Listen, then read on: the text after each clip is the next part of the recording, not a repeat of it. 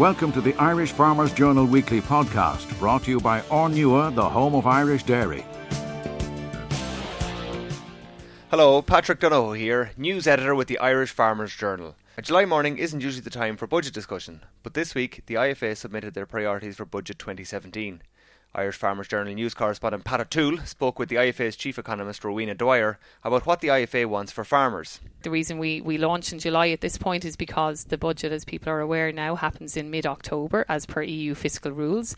And in order for us to, get our ideas out there and to try and influence the thinking of the Cabinet over the coming months, it's very important for us to highlight what are the key issues for farmers relating to budgetary issues this year. And I suppose as listeners know, what is the budget about? It's about two things, tax and spend. And that's what we focus on, giving the context of what farmers are facing in 2016. And on the expenditure side, then, you're looking at trying to address the very difficult farm income pressures that a lot of farms are facing in 2016 through funding of farm schemes. Okay, and farming's under pressure, but the economy, while in recovery, is still under pressure itself, and money is in short supply. So are IFA looking for a lot of new funding, a lot of new tax incentives, or are we looking at existing money which has been committed to farming and how it's spent? No, look, that's it exactly, Pat. As farmers are aware, we're in the middle of a 7-year rural development programme, and there is a funding commitment that was made a number of years ago by the government, in much more straitened times, it has to be said, that there would be a 7-year programme of funding between EU and Exchequer funding of about €3.75 billion for various schemes, agri-environment schemes, schemes of farm investment, the TAMs, the disadvantaged areas payments, and other sector-specific schemes such as the Beef Data Genomic Programme and the new YO scheme that is going to come in place. Now, what has happened over the last 3 years is that those programmes have been building up, participation has been building, and we recognise that the government had very, very tight fiscal constraints over the last number of years. What we're saying really to the government this year now is it's time to, I suppose, put your money where your mouth is. The commitments have been made, the programmes are up and running, but what the budget allows is for the government to actually put in place the funding to run those programmes over the next number of years. You mentioned taxation as well as spend. So in terms of taxation, what are IFA looking for in specific terms this year? Yeah, the real target this year, Pat, after a number of very good budgets which have addressed issues such as farm restructuring, farm transfer and so on. One area that, and it was recognised in this year's programme for government, that we just haven't provided a sufficiently robust measure through the tax system to help farmers tackle income volatility. So we went back to the drawing board at the start of this year and we said, look, there is income averaging for farmers, which allows farmers to average their profits over a 5-year period for the purpose of paying tax. It's a very good measure, but where it, I suppose, falls down, or what is the one weakness that we identify with it, it's that in a year like this year, where farm income collapses on a farm, the ability of a farmer to actually meet his tax commitment based on an averaged 5 years income in a very difficult year is compromised, and it puts huge pressure on cash flow on that farm, and we're going to see it in practical terms. I know it at the end of this year.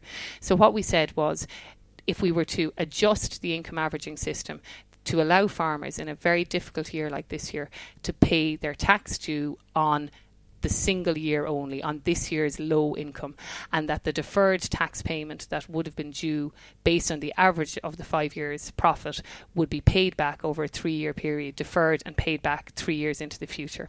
So in a 5-year period, it would mean that the farmer will still be paying tax on the same amount of profit. It's just a rescheduling of the tax payment or a deferment, which would allow farmers right now in a year like this to just have an easing of their cash flow pressure while maintaining full tax compliance. One thing which has annoyed farmers in recent years is that the PAYE tax credit has not been available to self-employed people such as farmers. Last year there was a breakthrough in that regard. Are IFA pushing for full equity for allowances? That's exactly it, Pat. I mean, as you say, it was an absolute breakthrough last year, and the government have made a commitment to equalise tax credits between PAYE and self-employed by Budget 2018. I suppose, look, while things are uncertain and the public finances aren't totally flush, it is worth bearing in mind that halfway through this year, the government's tax returns were running 700 million euros ahead of what they'd predicted and over 2 billion euros ahead of the take last year. We feel there is a commitment to bring the tax credit up in the next 2 years, and we're saying, look, it would be a huge kind of cash flow boost, particularly to lower income farmers, if this were to be equalised a year earlier. They say justice delayed is justice denied, so I think you have a good case there. Finally, one area that there has been significant progress on is land mobility, and in that regard IFA are looking for an extension of the tax incentivisation of land leasing so that it be available to siblings. We are, Pat, and let us be very clear about this. IFA have always been very, I suppose, firm on the fact that the land leasing tax exemption should not be utilised to prevent farm transfer and should not be utilised to, I suppose, for deliberate tax planning measures. But what we have come across are genuine cases whereby two brothers or two siblings are, I suppose, disadvantaged because one who wishes to lease to the other is prevented from doing so on the basis that the neighbour down the road actually can lease and as by being unconnected can provide, I suppose, a more attractive rate of income to the first brother. What we've said, though, is we don't want to see this in any way, I suppose, exploited. And we've made a few suggestions to ensure that there are boundaries put around this proposal. And these would include that the lease could be one way only, that only one sibling could lease to the other. It could not be both leasing to each other. The other thing that we have asked the Department of Finance to consider is if there were a minimum ownership of land, a time period, maybe 10 years, that both siblings would own their individual portions of land before the lease could kick in, that thereby avoiding any suggestion that parents might transfer land to two siblings sheerly on the basis of the siblings then being able to avail of the land leasing exemption. Rowena Dwyer, thank you very much. Thank you, Pat. You're listening to the Irish Farmers Journal podcast, brought to you by Ornua, the home of Irish dairy. A new EU aid package for farmers was announced last week, after which Irish Farmers Journal market specialist Phil O'Neill caught up with Tom Tynan, who is advisor to EU Commissioner for Agriculture Phil Hogan. With Ireland due to receive 11 million of the 350 million set aside for conditional adjustment aid, Phelim started by asking Tom if securing money for agriculture was difficult given the current migration crisis. Certainly, Phelim, yeah. Particularly difficult. You'll be aware that about 10 billion has gone towards migration last year and this year, and in addition another 3 billion will go to Turkey, who provide shelter for about 2.5 million migrants. So against that backdrop, particularly difficult. It's the second package he's negotiated, and I think at the end of the day it's down to a relationship he has with the Budget Commissioner. And he said all the way through the process that this package would be conditional and would be structural. And when you look closely at that, there are conditionalities around it, and it is structural in the sense of the 150 million towards the supply adjustment. It's going to mean, I think, roughly about 11 million potentially for Ireland that we can go for. How do you see that helping the industry? Well, last year in September it was in excess of 13 million, because obviously it was a 420 million package on the payment side, and then the national government matched that. And Ireland made a decision that it was going to be, allocated almost on a cheque basis. On this occasion, it'll be conditional in the sense that we want to see the money used to make the industry more competitive, whatever form that takes, and also to look at the supply side closely as well. So there's an awful lot that can be done on a menu option basis. Is it exclusively for dairy? Not exclusively, no, and the Commissioner made that clear on Monday as well, because I know that the beef industry, just as a case in point, and the pig industry previously, although they were part of the last package, as you remember, and with an couple of APS schemes on the pig meat side, and we've come through that crisis, which is very good. No, the opportunity is there, the flexibility is there on a member state basis. If they want to put funding in particular areas, they can certainly do that.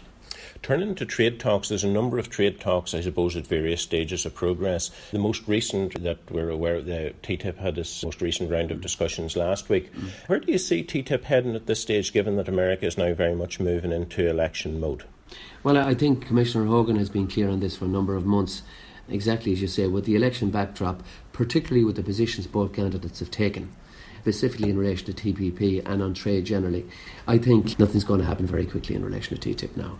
So you sense that it is moving towards the back burner to some extent? Yeah, I think they're still struggling to get the deal with the Pacific countries ratified, isn't that right? TPP, yes, they're still struggling to get that ratified, and I mean that will involve the United States and Japan ratifying it, because you have to have 60%. So TPP is a slow process as regards agreement.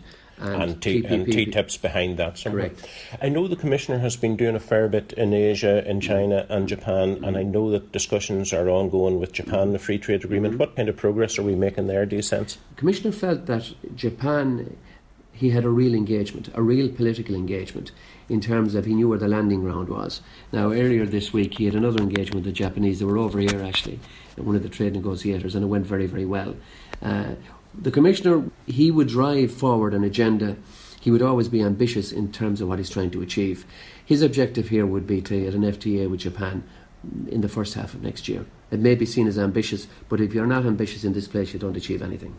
I think from an agricultural perspective that would be very welcome, because I think there would be various opportunities there, and particularly in pig meat, dairy and beef. Correct. So that would be one of the more welcome trade deals if it were to come off. It would fail him. And the other thing about it, which doesn't concern Ireland obviously, but it's a big part of trade negotiation, is the whole question of GIs, geographical indicators. Yeah. The Japanese recognise our GIs, and that's very important. Whereas in TTIP, the Americans are hostile, very hostile on GIs, as you know. Yeah, and that leaves then Mercosur, which would have caused great concern in Ireland back in the early months of this year. Do you sense it's going to progress, or how is that likely to go forward? I think political instability in South America, and a couple of those countries in South America, is a factor here as well. And I think, it'll be slower. But obviously from an Irish and European beef perspective, the concern that was there earlier in the year, I think the Commissioner played a fairly major part in providing some comfort there. And finally, can't let the occasion pass, Brexit has happened, although many of us probably, coming certainly from an Irish perspective, would have preferred that it didn't. We have to deal with the reality now. How do you see that unfolding in the time ahead? How do you see the exit process working? What type of trade arrangement can you visualise emerging from that? Well, I suppose the first thing I'd echo what you said as regards disappointment. Obviously, the Commissioner visited all 4 parts of the UK, made the case as regards why they should remain. 2 things I'd say. The UK is a vital market for Ireland, as we know, but it's also vital that the UK and the European Union have a good working trading relationship. And I think the aim and objective going forward will be to achieve that. Obviously, the thing has to settle now. You have a new Prime Minister. I don't think Article 50 will be punched anytime soon. I think it'll probably be the early part of next year, and then that process will start. And I'd say the best case you could make would be 2020, which would sort of fit in with the next MFF, 20 to 27. I certainly don't think anything will happen sooner than that. And in the meantime, from an Irish perspective, it's important, very, very important, that those relationships are strong. And I can assure you here at a European level, Commissioner Hogan has been very clear with farmers in the UK and the industry in the UK. From our perspective, it's business as usual. The UK remain a member of the European Union with all the benefits that flow from that. And he will continue to articulate strongly on behalf of the UK farmers and industry. Tom Tynan from the Cabinet of Commissioner Hogan, thank you very much. Thanks. We hope that you're enjoying this Irish Farmers Journal podcast, brought to you by Ornua, the home of Irish dairy. Find out more at farmersjournal.ie. The show season in Ireland is over 100 years old, but as reported in this week's Irish Farmers Journal, the cost of running a show is proving more and more difficult. Our pedigree reporter Shane Murphy travels to shows around the UK and Ireland, and I spoke to him this week to gauge the mood. The biggest concern they have every year is the sponsorship, and anybody you're talking to and the show circuit is finding it harder and harder to get the money in the first place. It keeps the towns going for a lot of places, it draws people in there, and we need to keep them going definitely. And as Paul reports in this week's paper, he speaks to Gerard McCarthy, the chairman of Drimma League Show, which unfortunately is one of 3 shows along with Carnew and Sligo, which has actually had to put on a show this year. Prize money, the show cost goes from €10,000 to just a stage, with prize money of half that. What are the type of costs that they're having to encounter just in order to open the gate on a Sunday or a Monday or whenever they're on? The biggest thing they're working on is volunteers anyway, so there's no wage or anything going out. Most people there are local lads that are trying to support themselves. We'll talk about marquees, getting them up and running. As you said, the prize money to be won, that's a big part of it, and unless you have the prize money, you won't get the entrance in the competition. And is it simply a matter of the likes of Tullamore, and no disrespect to them, but the prize money is going to attract the better animals to those things? They are, but like Tullamore comes with a prestige effect as well, and I suppose that's one of the biggest things the smaller shows don't have. I mean, many of the smaller shows you're getting €100 for the shows, which is good, like definitely cover your costs compared to like Tullamore, but it's just, if you say, oh, you've won this small country show, it's looked upon differently as if you say you won Tullamore.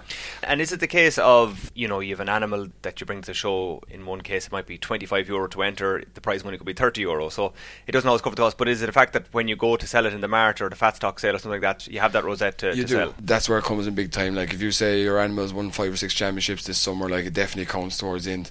Now, you know, it's good to get the training out of the way and stuff like that when you're bringing them to sales, and they always look better if they're being looked after all summer. And Shane, look, you're heavily involved in you don't just write about it, you're heavily involved in the showing side of it, and just take us into the mindset of somebody and the amount of work they have to do to get an animal ready for showing on the day.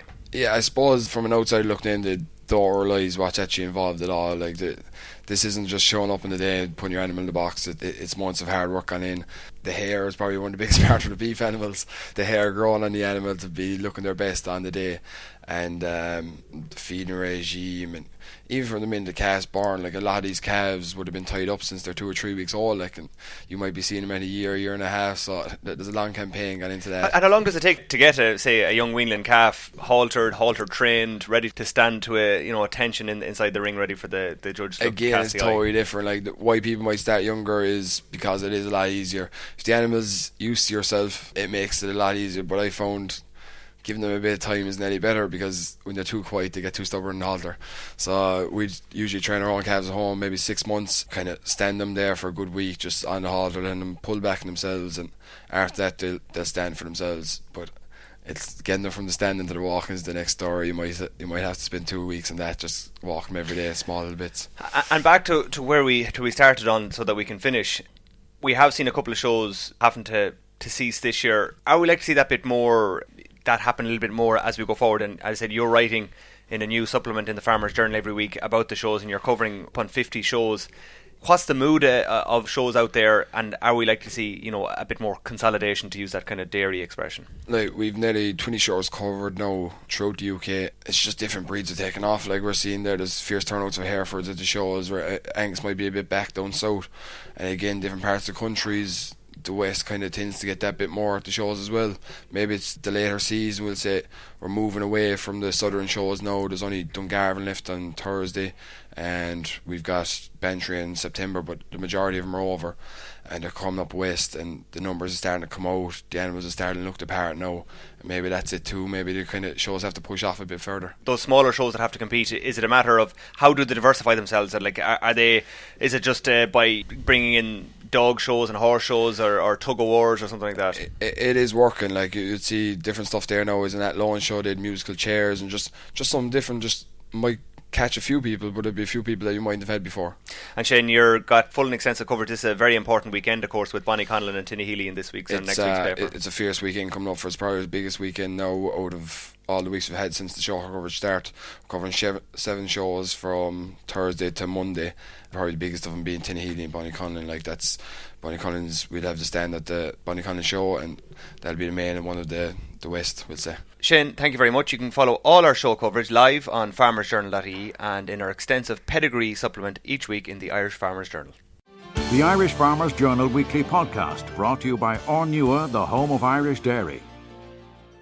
Last weekend I got the first-hand flavour of the summer shows. I attended my local show in Arva, County Cavan, where I spoke to Angus judge Norman Little about the work involved for pedigree breeders. Very good quality. There's excellent standard there. We have a bull class there now, and I tell you wouldn't see it anywhere. It's very, very good surface. How many classes are you judging all in all today? 5 classes. The effort that goes into it from people doing it. A lot of effort. I know all about it because I was on the road for years. many rosettes in the car, is there? No, there's none in the car, but there's lots of them, so there is. I spent years at it. I done north and south. I suppose there's challenges with the shows, with everything that goes with it, but it's still heartening to see so many people come out, I suppose. It is, yeah, it is. Because it's not easy. No. And between tests and regulations and everything now, it's getting more and more difficult. It's getting more and more difficult, it is, yeah. It is. But it's great to see them coming out and exhibiting captain. That's even when we have to get a shower in. Look, we're used to those by now. That's great. Especially here in the West of Ireland. Thanks very much. Thank you. Staying with shows, the Bonoan Northangan show in mid-July drew a crowd of nearly 15,000 people. On the day, Irish Farmers Journal contributor Una Sinnott spoke with the IFA Wexford County Chairman Pat Murray. Great success. It's one of the top agricultural shows in the southeast now, and it's very, very successful. Huge amount of people coming in here to the IFA's stand here today. The main issues there, I suppose, is income there at the moment, and across the board the weather is good here today. And that's great. And what's the feedback like from Wexford farmers at the moment? The feedback is the farmers are quite worried where the situation is going, particularly on income. I've spoke to grain farmers there, and the prediction on price there, it's quite worrying. And across all sectors, certainly with the Brexit, is a huge issue there.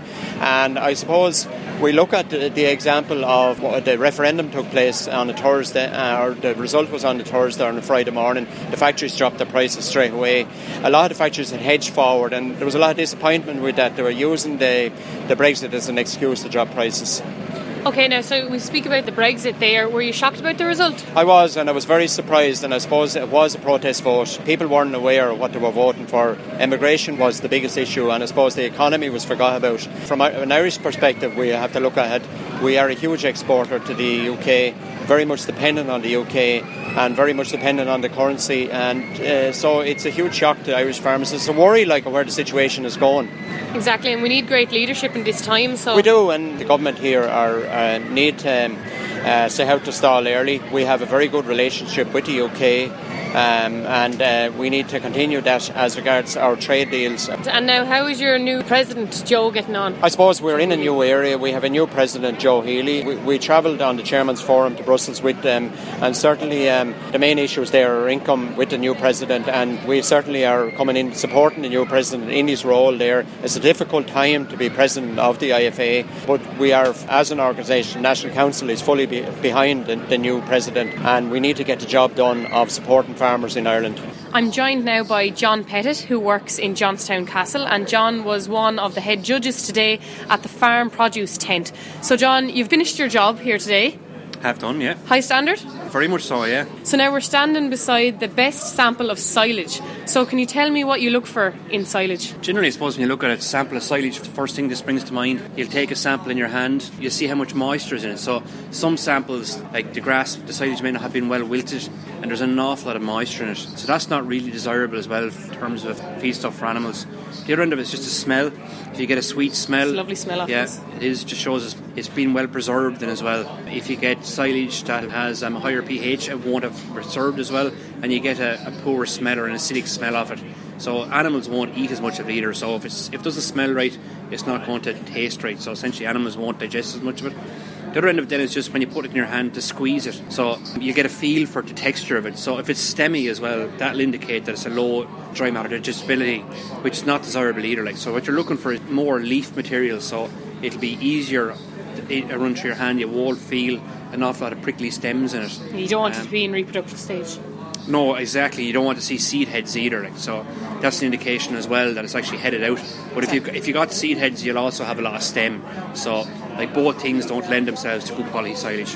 Perfect. Yeah. So now we move on to something that goes hand in hand with this, which is the best sod suitable for silage. So in order to win this, you'd nearly have to win this, wouldn't you? They go hand in hand. To do, yeah, of course to do. Again, in terms of the best sod, what we'd be looking for, we'd look at the quality of the grass itself. So again, we're looking for perennial or Italian type ryegrasses. We don't want an older type pasture with poor quality grasses in it. The other end of it as well, we'd also look at the base of the sod as well, so that you've got a good thick base to the sod. You're not looking for a thin sod, because a thin sod ultimately is not going to produce an awful lot of grass anyway to start with. So it's giving you a fair representation of what the field itself would look like. Brilliant. Thanks very much, John. It was a pleasure speaking to you. I'm joined now by John Neville from Brownstown, Merntown, and today at the Bannervatangan show, John has a plethora of sheep out ready to go. How are the nerves, John, before you head out? Well, I think the length I'm at now, nerves are a thing of history. Come out and do your best, and what happens on the day depends on the judge. So 2 years ago you claimed the overall champion here at the show. So do you think you'll be in the running now? Well, you'd always hope when you're preparing them all year to come to a show like this that you'll be in the running, but again, you never know what else is out there, and that's what makes it interesting as well, and it gives you a great opportunity to see what everyone else has as well. That's the main part of it. And now you show Texel rams and ewes, so why do you choose Texel breed? The Texel breed for us is mainly, we look at the commercial attributes of them, and They suit the export market as well for the lamb. They're great carcass sheep as well. And for us as well, they're a very docile breed as well. So I work at home with my mother, and they suit the farming practices at home, which is that we have a very small farm and we can work with them easily as well. And I work full time, so when you come home in the evening, they're a very easy breed to work with. And is this one of your first shows, or have you went to many this year so far? We've been in the All-Ireland so far this year. We've the ram here that won in the All-Ireland, and we've some of the lambs that were highly placed in the All-Ireland as well, so it'll be interesting to see how they do today. And I think you have one in each category. You have a ram, lamb, yo. Yeah, so we've 10 in total. We've 2 in the ram class, 3 in the yo class, 2 in the yo lamb class, and 3 in the ram lamb class. Thank you. You're listening to the Irish Farmers Journal podcast, brought to you by Ornua, the home of Irish dairy. Moving across the water, our UK farmer writer Joe Collingbourne and his wife Ro paid a visit to Ireland last week to attend the Dublin Horse Show. Our digital editor Thomas Hubert spoke with the couple about how they run their farm. I'm located in North Wiltshire, which is on the M4, approximately halfway between London and Bristol. So I'm in the south of England, grass-growing area. I milk 100 cows, which my wife has very cleverly bred over the years, mixing Holsteins and Friesians to get the best of both worlds.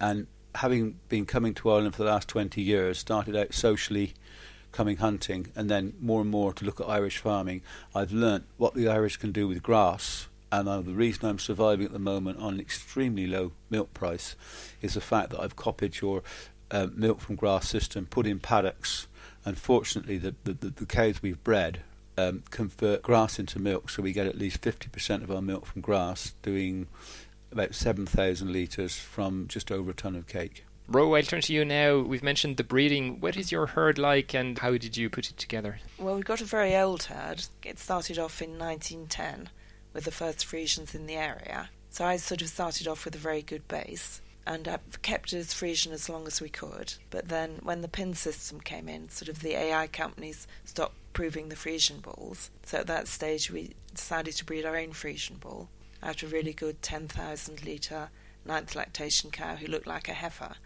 And we bred a super Friesian bull from there, and from that we got lots of excellence in VGs, and they milked really well. So after that we did start breeding our own bulls more, and we started with a 50-50 Holstein Friesian mix, and we found that worked really, really well, and the results were very consistent because we've got such an old herd. And I was very careful to keep the cattle medium size because I knew we couldn't afford to have more cubicles. So they'd had to fit into the existing cubicles. And I never went for the highest milk. I always made sure we had good milk quality, good for udder attachment.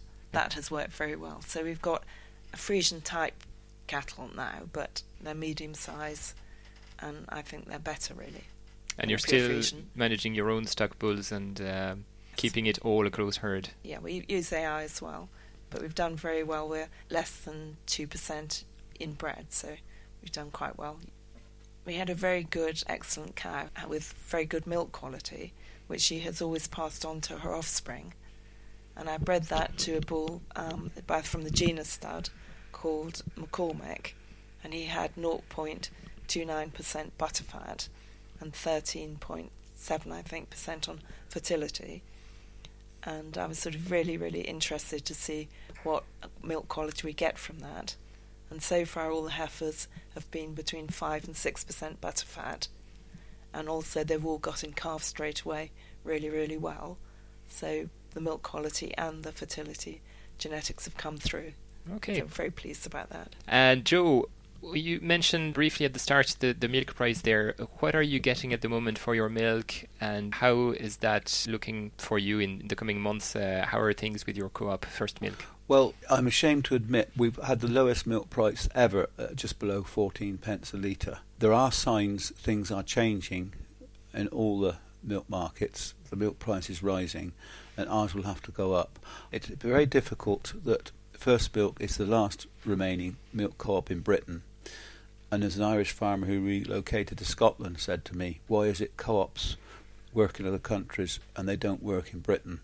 I still haven't got the answer to that yet, but with the range of prices across the whole spectrum in Britain at the moment, and even the published prices when you talk to farmers individually, the B litres really pull them down. I think that I'm fortunate, having come to Ireland, see how they get milk from grass. I've copied what they've done, and that is allowing me to survive on these incredibly low milk prices. My one major concern is that this financial tightening in the agricultural dairy industry will mean that those young men who've been bold, borrowed and expanded are the ones most at risk, the ones we're most likely to lose, and the one that the industry needs most. I'm convinced that our indigenous liquid milk supply in Britain is going to prove inadequate, and there's going to be a tremendous opportunity for Irish dairy farmers to capitalise on this. I just want to touch briefly on Brexit. You've written about this on your farmer rights column on farmersjournal.ie in the past few weeks. How are things at this stage? How are farmers looking towards the UK actually exiting in application of the referendum result? I think during the run-up to Brexit, a considerable number of farmers voted for out, and many people voted for out who next day couldn't believe what had happened and hadn't realised the financial and political implications, the unrest it would cause. Things are settling down. Part of this may be on the part of the government trying to calm the situation by saying, oh, it's all okay. It will come right, but the transition period, no one knows how long that will last. My biggest fear is that I'm sure governments are hungry looking around the world for cheap subsidised food, and they may make a show of pretending to support British dairy farmers or British farmers, but I don't think they will when they can source cheap food from elsewhere. We're suddenly, I think we're standing a little bit naked at the moment, is one way of putting it. You've come over to Ireland for the horse show. What's the connection there? I've always had a great interest in horses, and we've both hunted, and that was how we first made our friends over here. We met people from County Clare. We were helping at a horse show, and they were doing the hunt relay in England. And our team either used to win or they used to win. That was the County Clare team. So, and we went over to Ireland, back again, and they all looked after us really well. We've made some very, very good friends there. And this time at the Dublin Horse Show, we're meeting up with our friends from County Cork this time. Yeah. Which we also met through hunting. 8 of them come over in February, and it was a hell of a hoolie. Okay, so I hope you enjoyed the time in Dublin at the horse show and back home after that. All the best for the improvement in milk price, Joe, as you expect. I hope that happens. You can read all about Joe's farm at ifj.ie/Joe on the Farmers Journal website. Thank you. Thank you, Thomas. Thank you very much. We hope that you're enjoying this Irish Farmers Journal podcast, brought to you by Ornua, the home of Irish dairy. Find out more at farmersjournal.ie. And finally, while supermarket salads may seem like a good option during the summer season, Irish Country Living consumer editor Ciara Leahy explains to Mary Phelan why they may not be as healthy as they seem. When you hear the word salad, you think, a light, healthy lunch, lots of greens, crunchy peppers, juicy tomatoes, and obviously a salad can be very, very healthy. But the thing is, when you look at salads and they're filled with starchy pasta, oily noodles, creamy dressings and deep fried croutons, they are not what you would necessarily call healthy. And I suppose when people just see salad on the supermarket shelf in those fridges, they assume, right, I'm making a good choice here. But it's about kind of really revealing what's actually in those packs and giving our readers that information so that they can make a more informed decision when they're in the supermarket. Now, Ciara, I love a cold meat salad, and I know that you looked at the ham and egg salad in Dunstores.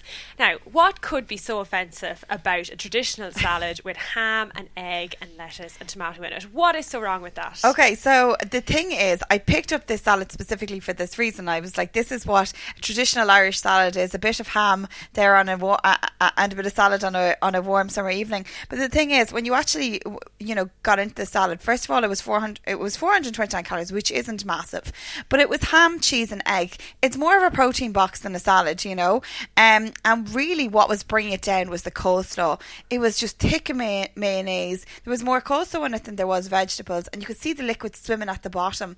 Also, the slice of ham looked quite processed, and it only 3 grams of fibre, and you'd expect more from a healthy salad. It wasn't lots of colourful veg. It was more ham, coleslaw, and a bit of egg. Okay.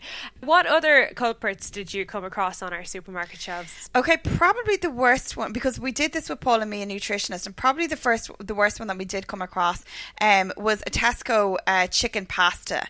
It was in the convenience section beside the sandwiches, so presumably it was intended for lunch, but it seemed to be lacking in anything really except a lot of pasta. it listed that there were sweet corn and green peppers in it, but you could barely see it. And it's 33 grams of carbohydrates, which is substantial.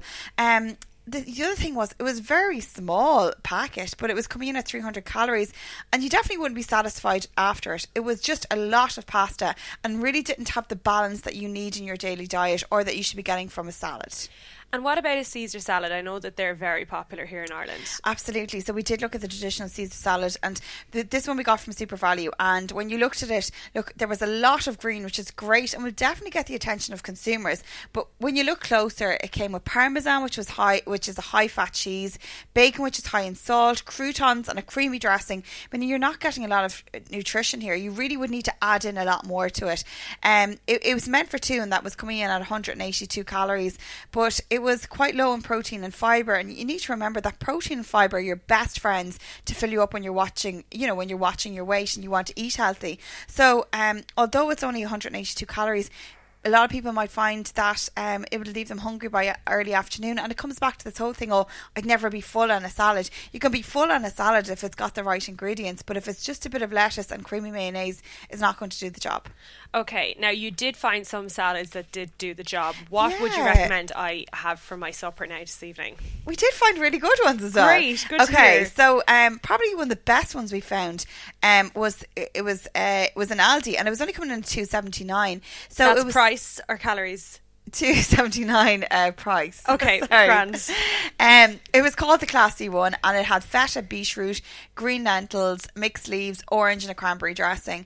And it was coming in at 347 calories, but it packed a lot in. The spinach was lovely and fresh. There was a nice portion of lentils, and a few cubes of feta, which is a low-calorie cheese. And also the beetroot was very visual. The dressing was fruity, not this oily, creamy dressing. I mean, it was a substantial lunch that would leave you fuller for longer, and you're not filling up. You had lentils in there. You're not filling up on that cheap white carbs. It was a good choice. Okay, and you also found one in M&S that is something I actually really like to eat. There's another one that you recommend. Yeah, this is the crayfish and mango salad with the coconut and chili dressing from Marks and Spencer's. Now, it did come a good bit more expensive than Aldi. It was coming in at $4.79, but it was a very tasty salad, and nutritionally it had a lot going on. It was quite balanced. It was, with the fish, it was full of selenium, and it was very high in taste. Now, it was 446 calories, which is higher than the others, but considering that you would have this as your lunch, maybe just a piece of fruit, I mean, it is fine, It had 24% of your daily salt intake, but that's one of your 3 meals in the day, so you could easily stay within your recommended daily allowance. Overall, we just felt that, it packed a lot in, it was tasty and satisfying. Okay, and is that all in the lineup, or is there one more you'd like to mention? We also came across another very good one from Aldi called the Fishy One. In Marks and Spencer's, we came across a very good, amazing avocado and feta salad. But I suppose another one from Dunnes Stores that we found was the sweet chili chicken noodle salad, which might be one that a lot of people might opt for as well. And this would definitely have come in better than the traditional ham salad, than the maybe the Caesar salad we mentioned, because now it's similar to the Caesar salad because the dressing was on the side. You had the sauce in a little pack, which is really great. You should be looking out for that because it allows you to control your portion. It also means that your salad is a lot fresher. We found that the sweet chili chicken noodle salad from Dunnes was fresh tasting when you got into it. A lot of greens, crunchy peppers, and a 100% Irish chicken, which was a rarity to find as well. So it also had sweet chili and pomegranate, which is a really welcome change to those creamy dressings. So, that was also a good find as well.